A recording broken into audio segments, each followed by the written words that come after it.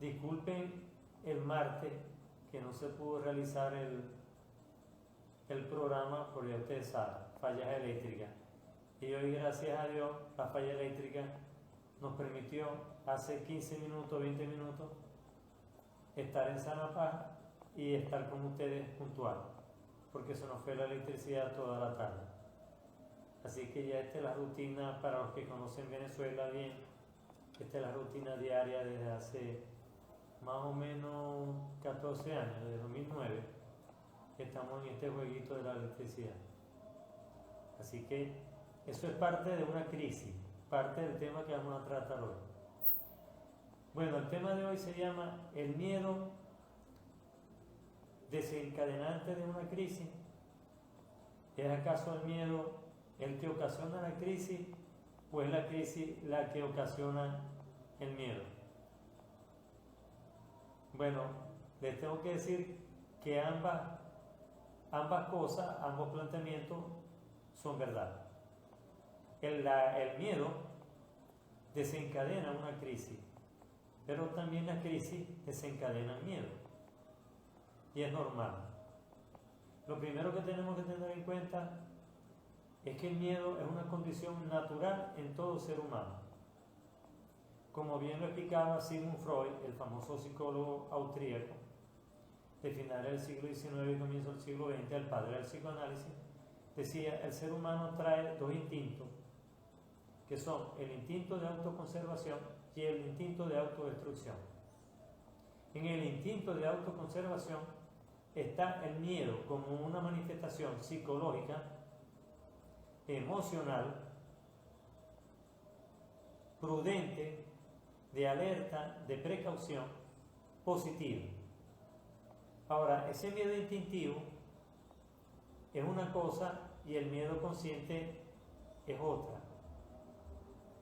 Y el miedo, cuando llega a niveles supremos, a niveles muy altos, y se vuelve inconsciente, incontrolable, se convierte en algo que se llama pánico.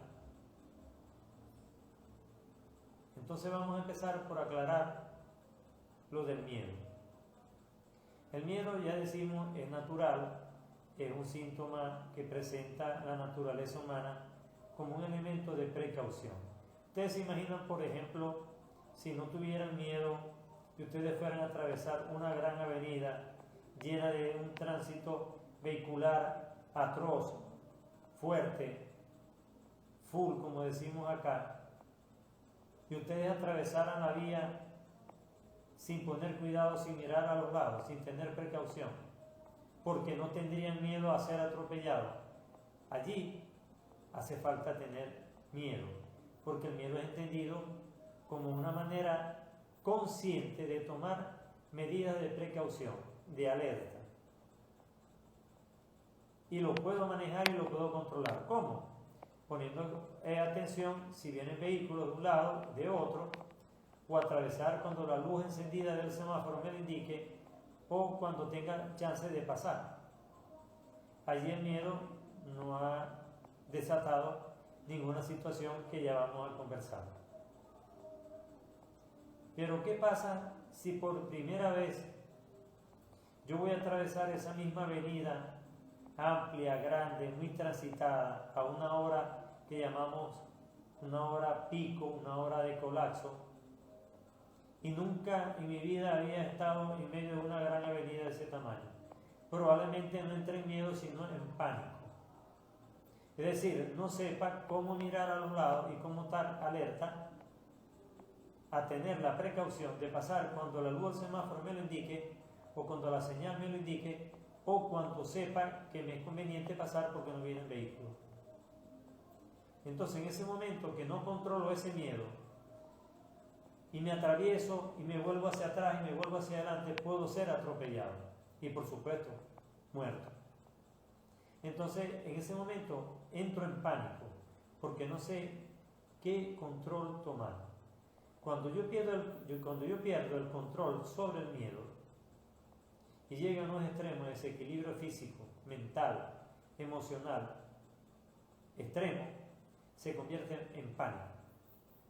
Y tanto el miedo como el pánico tienen una particularidad que no sabemos en qué momento se puede acabar, si es inconsciente, en qué momento se puede terminar, cuánto puede durar.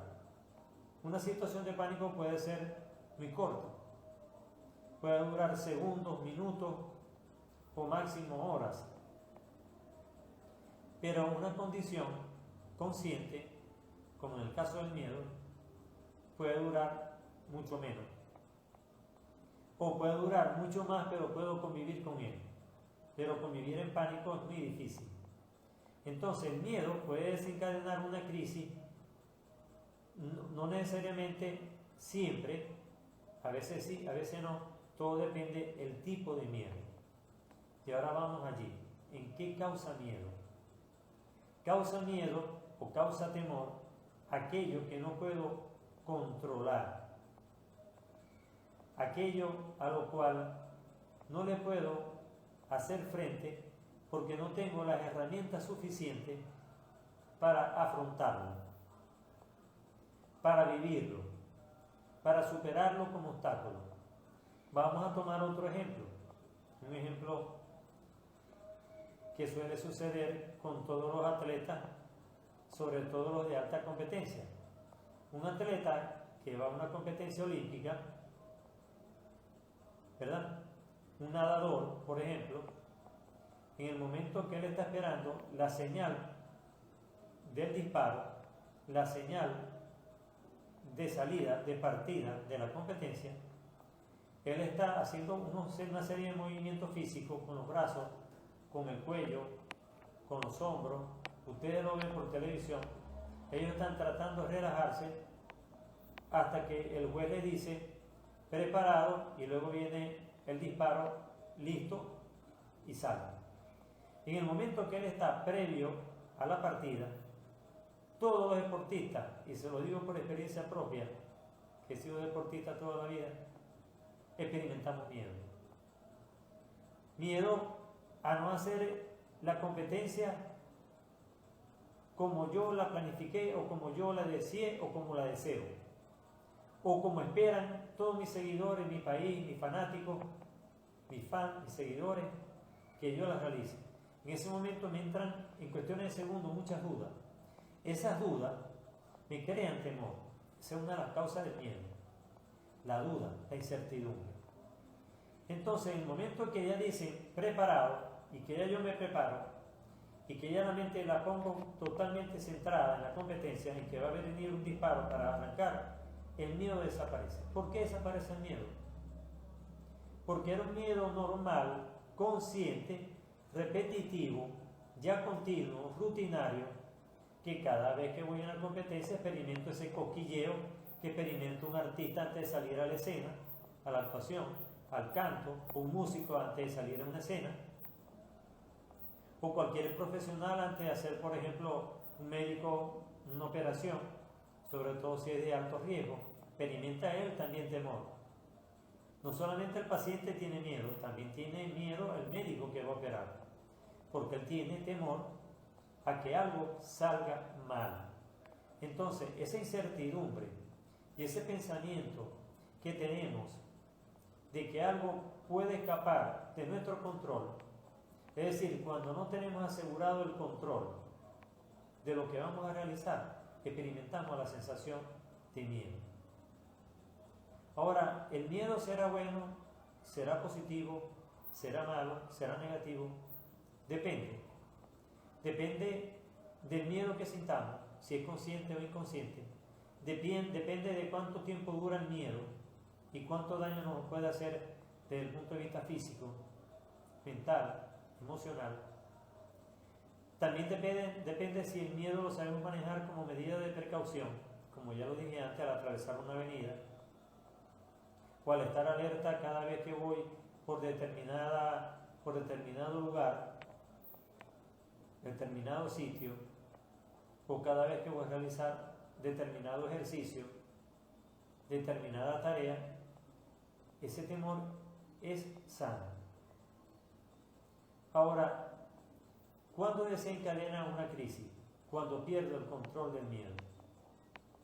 Miren, vamos a separar el miedo del pánico. el miedo yo lo puedo controlar fácilmente.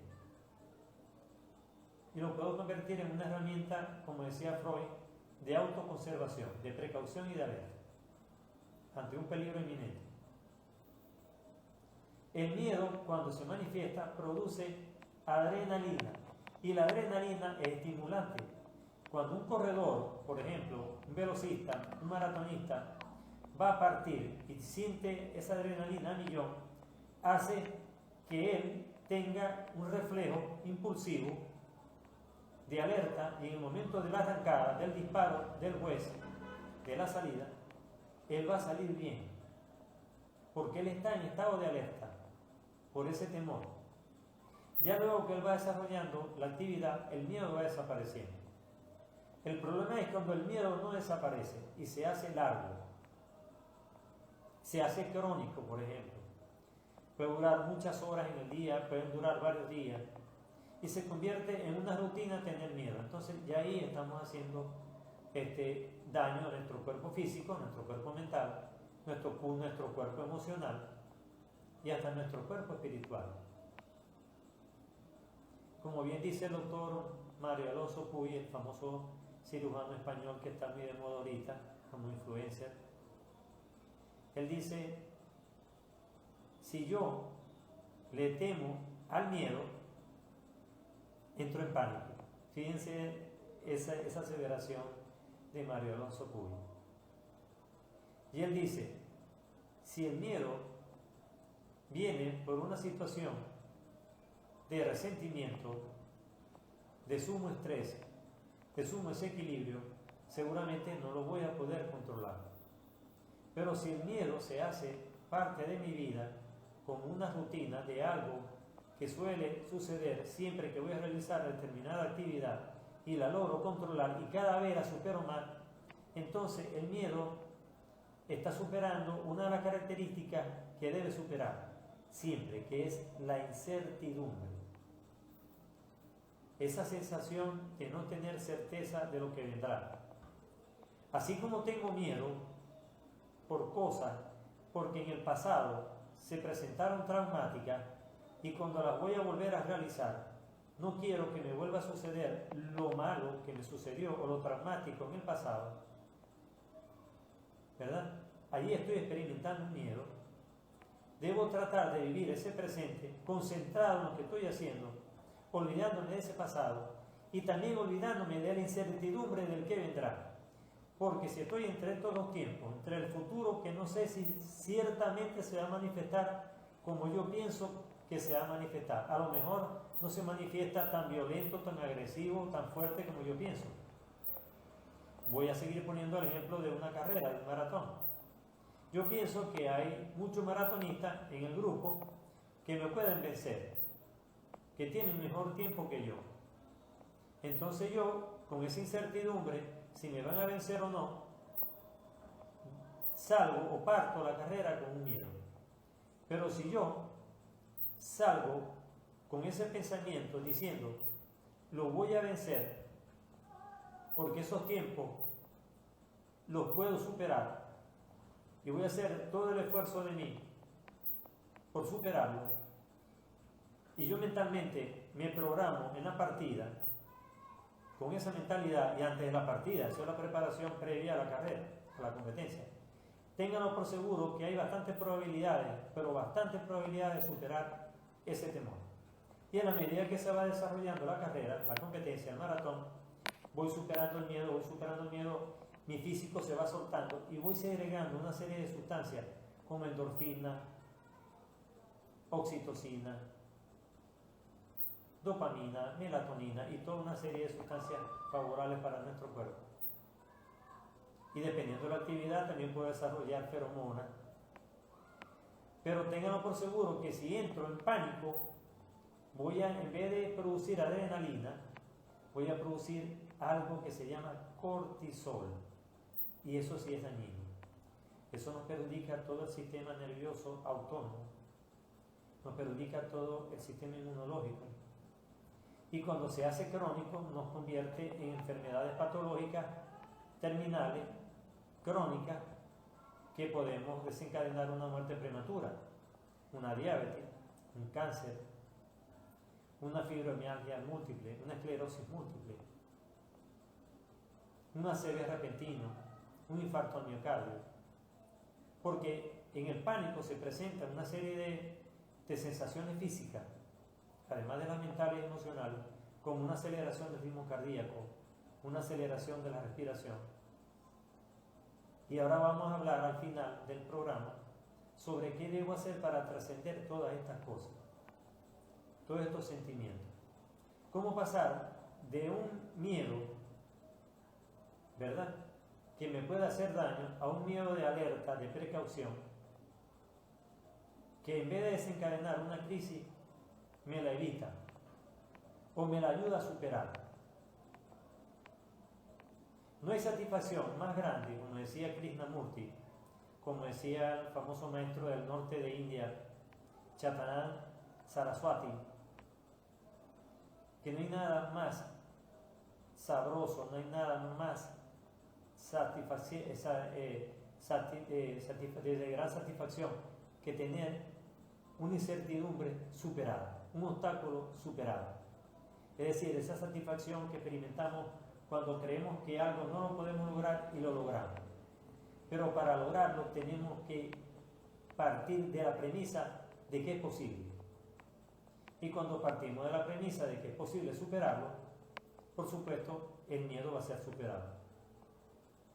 Si partimos de la premisa de que el miedo no lo vamos a superar, ténganlo por seguro que cada vez va a ser más grande y va a ser más difícil y va a desencadenar la crisis. Pero si estamos con la seguridad de que lo vamos a superar, no desencadenamos la crisis y mucho menos vamos a llegar al pánico, porque la situación repetitiva, rutinaria, presente, continua de un miedo es lo que nos llega a convertirnos en una situación en pánico.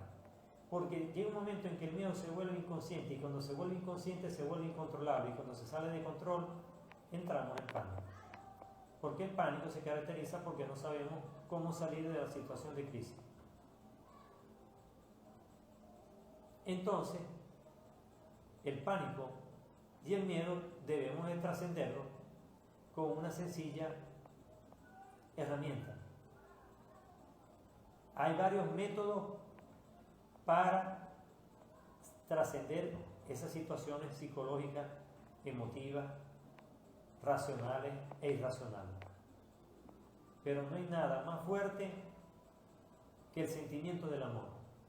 Ustedes recuerdan cuando Albert Einstein decía: la energía, la fuerza que mueve el universo es el amor. Es la mayor fuerza que mueve el universo, el amor. Y también hay que distinguir entre qué tipo de amor. ¿Qué amor nos da mayor seguridad? ¿Qué amor nos da mayor trascendencia de momentos de crisis, momentos de miedo, momentos de pánico?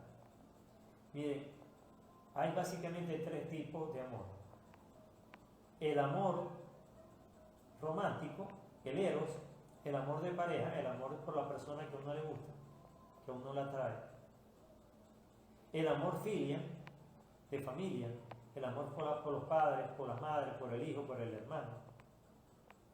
Y un tercer amor conocido como ágape, el amor incondicional hacia los demás. El amor consciente, el amor que actúa por elección y no por sentimiento. Es decir, yo elijo amar a alguien, yo elijo amar a mi vecino, a mi amigo, a mi esposa, a mi hijo, por elección. Estoy consciente de lo que